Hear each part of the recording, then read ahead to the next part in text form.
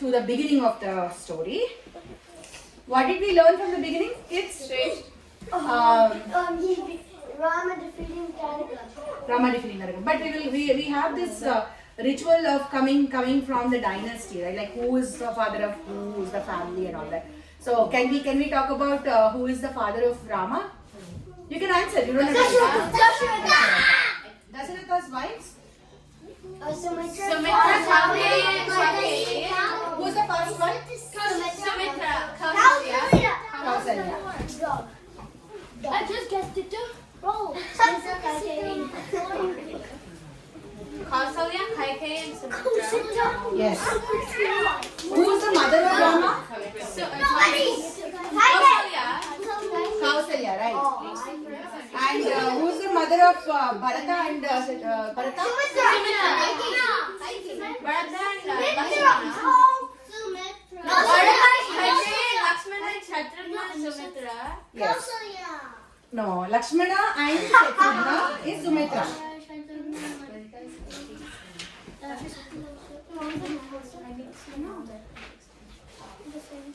And mother of Bharata is Kaikeyi.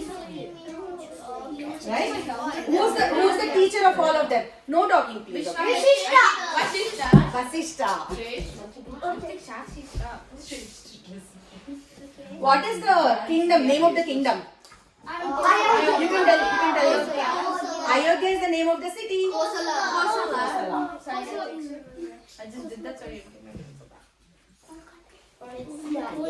Okay. So who takes Rama and Lakshmana to teach them? Viswamitra. Now coming to our female protagonist, please. Who is the mother and father of Sita? Janaka Maharaj and Sunaina. We'll go now, Shresh. Oh no. Yeah. And who's the daughter? Sita. Good. Sita. And Janak Maharaj's brother is Kushadwaja. Exactly. And then his daughters are Mandavi and Shruti. Yeah. Who are their children? Mandavi and Mandavi and Sutakirti. Mandavi and Sutakirti.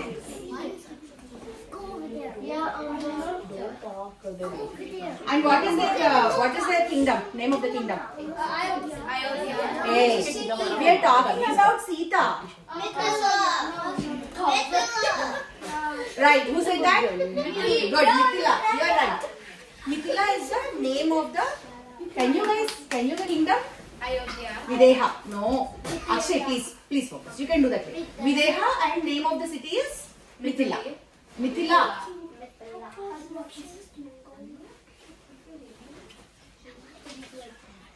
And what are the other names of Sita? Because she belongs to Videha and Mithila. Janaki is because she is a daughter of Janaka Maharaj. And Mithili, yes. Mithili girl, Mithili. Yeah, that's what I said. Those are the names of Janaki, Sita. And why did she get the name Sita? Because she was Because she was Yeah. There was a golden plow with which they were making the lines, and the line that is made out of golden plow is called Sita. That is why she got the name Sweta.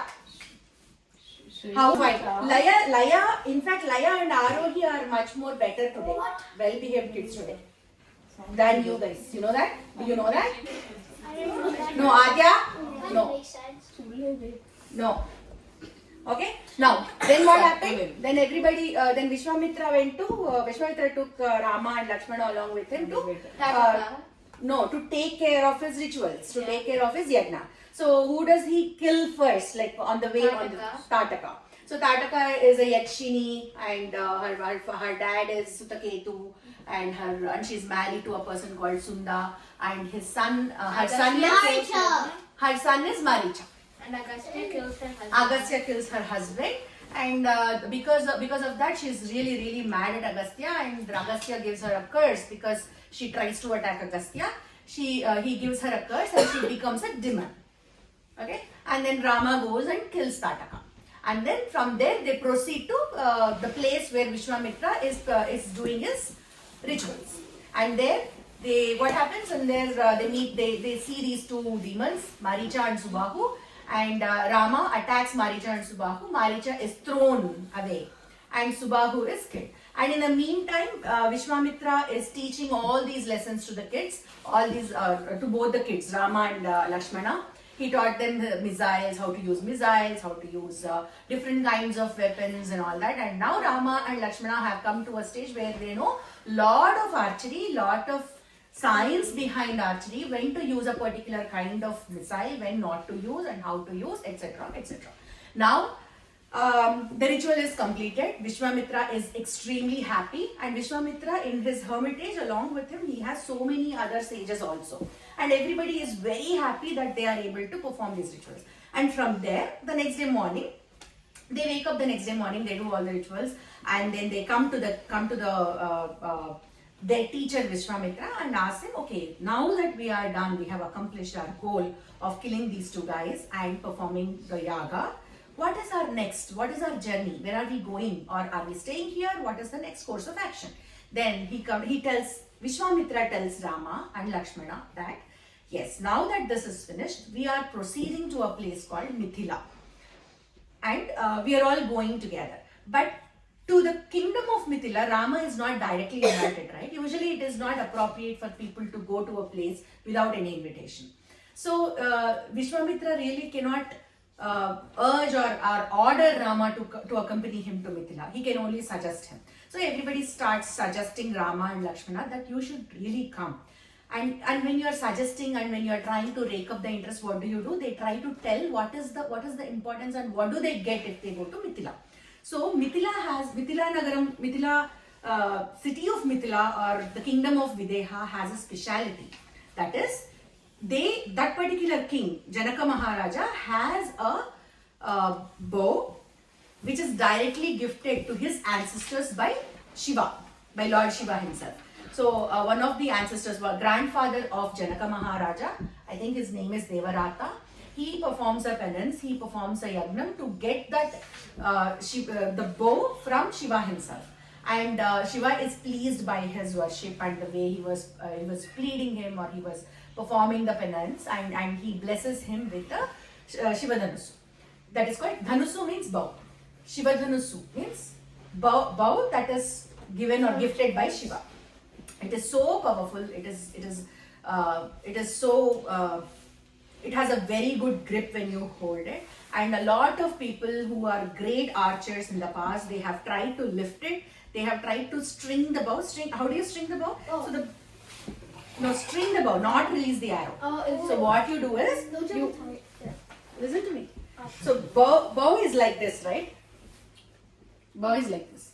If you have to string it, and there is a grip here and here and some grip here so that you can hold it. That looks like it. So he has to, the person who is trying to string the bow has to put 1 foot here, bend this entire bow so that it becomes like this, and put a string over here so that he can use to do the arrows. So nobody has been able to lift this bow so far. It is so heavy and so strong that none of the great archers in the world were able to lift it. Yes. Was it in Kalki?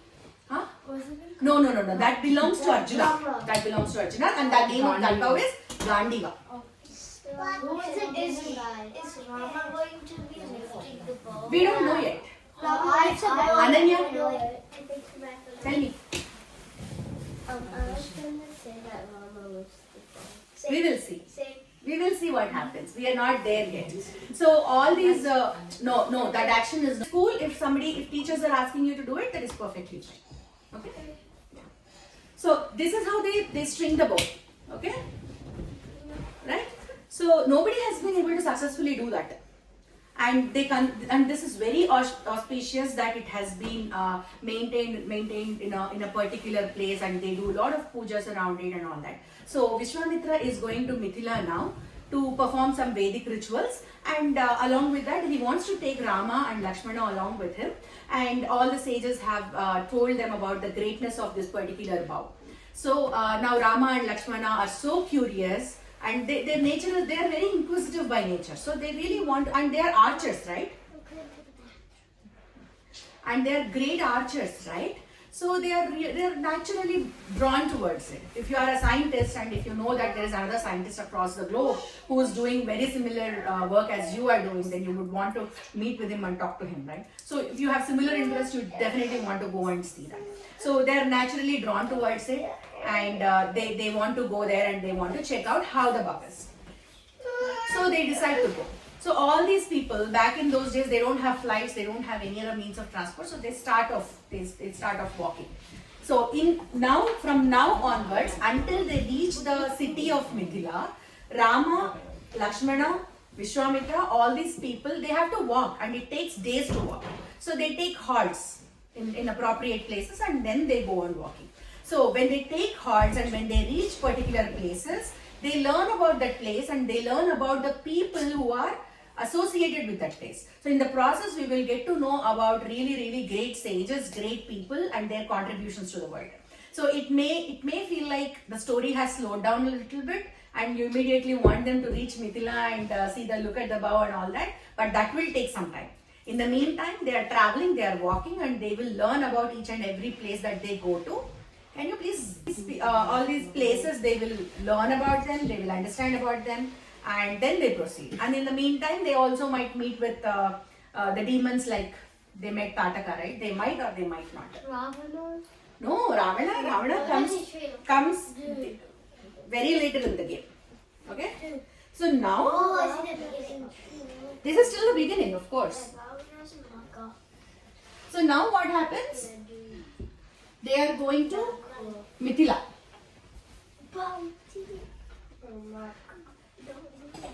So when they start off going to Mithila, they are walking, and after walking a particular distance, after some time, they reach a place called where the river Sona is flowing. Name of the river is Sona. That is flowing, and they reach that place, and that place is very rich in vegetation and all that.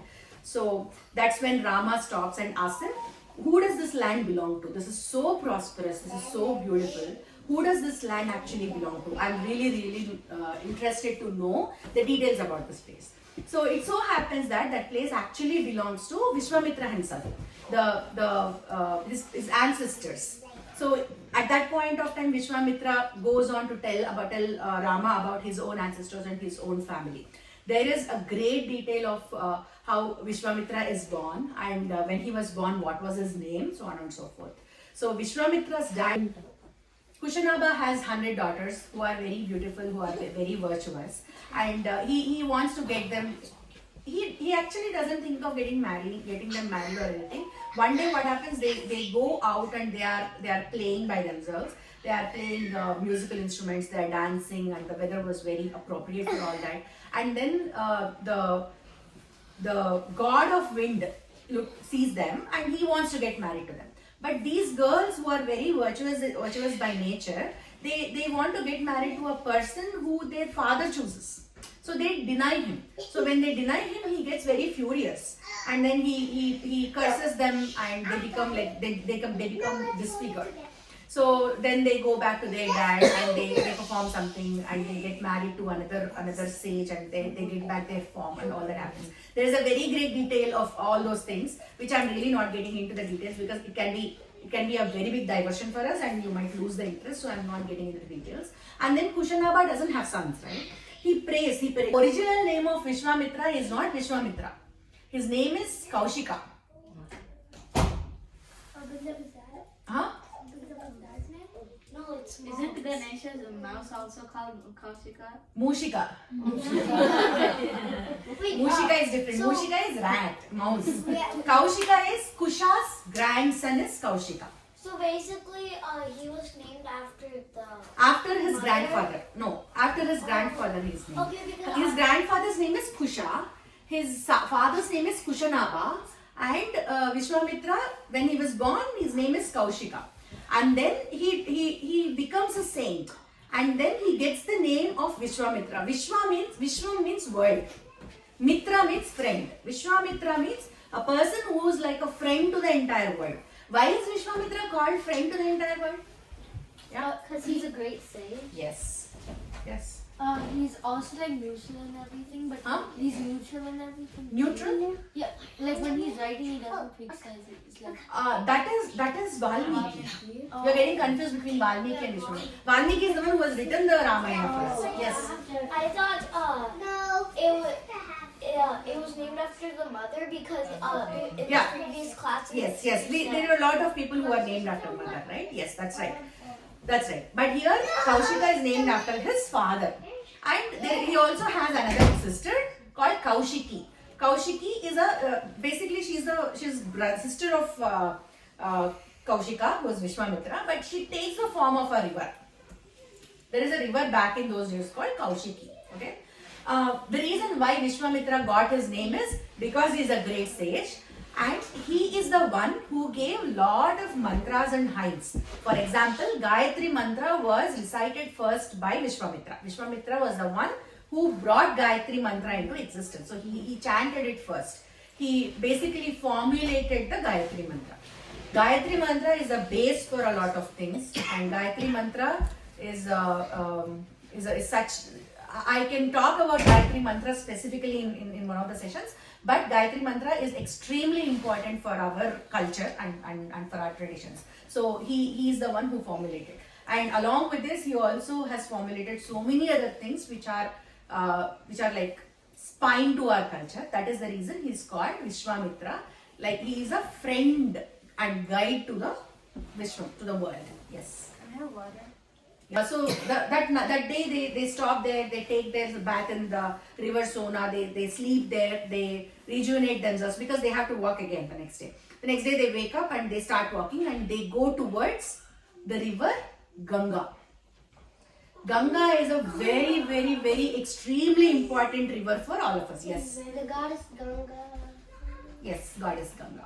So once they reach there, definitely Rama would want to know about the river Ganga, right? River Ganga is extremely important for us. All of you share, drink from up and share. Adya, if you don't want water,